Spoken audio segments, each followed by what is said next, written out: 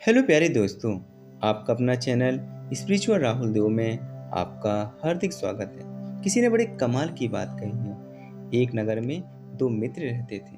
गहरा प्रेम होने के कारण उन्होंने व्यापार में भी साझेदारी कर ली। कुछ समय तक तो सब कुछ ठीक तरह से चलता रहा।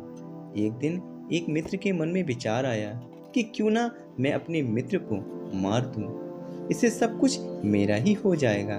उसने धोखे से उस मित्र को मारकर उसके हिस्से का धन अपने नाम करवा लिया। समय बीतता चला गया। उसने अपना ये पाप छिपाए रखा।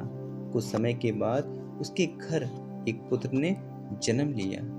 वह बहुत प्रसन्न हुआ, परंतु उसकी ये खुशी अधिक देर तक न रह सकी। उसका पुत्र बीमार रहने लगा। तरह तरह के इलाज कराने पर भी कोई अंतर न पड़ा। अब वह व्यक्ति अंदर से टूट गया। उसकी इकलौती संतान की बचने की कोई आशा नहीं थी। उसका मन काम में भी न लगता।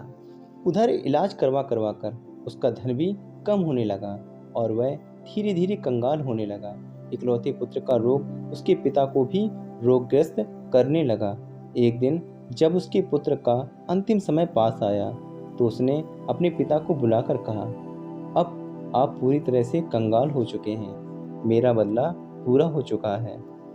उस व्यक्ति ने हैरान होकर अपने पुत्र से पूछा, तुम ये क्या कह रहे हो? कौन सा बदला? मैंने तो तुम्हें बहुत प्यार से पाला है, तुम्हारे इलाज के लिए सब कुछ बेच डाला। तुम ये क्या कह? उस व्यक्ति का पुत्र बोला, मैं आपका वही मित्र हूँ जिसे आपने दौलत के लालच में आकर धोखे से मार डाला था। मेरा सब कुछ छीन लिया था। मैं अपना वह बदला लेने ही तुम्हारे घर में आया था।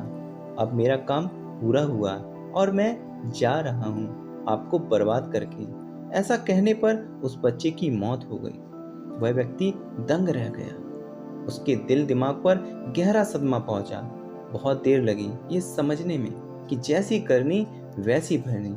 इस कहानी की सच्चाई कुछ भी हो, परंतु यह तो अटल सच्चाई है कि संसार की नज़र से छिपाकर तो पाप हो सकता है, परंतु ईश्वर से कोई पाप छिप नहीं सकता और ना ही कोई ईश्वर के न्याय से बच सकता है।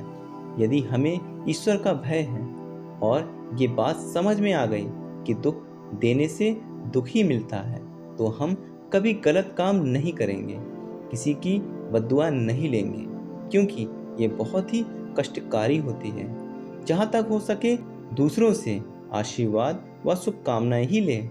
जो भी बोले सोच समझ कर बोलें कि आपके ये बोल कहीं सच हो गए तो क्या होगा।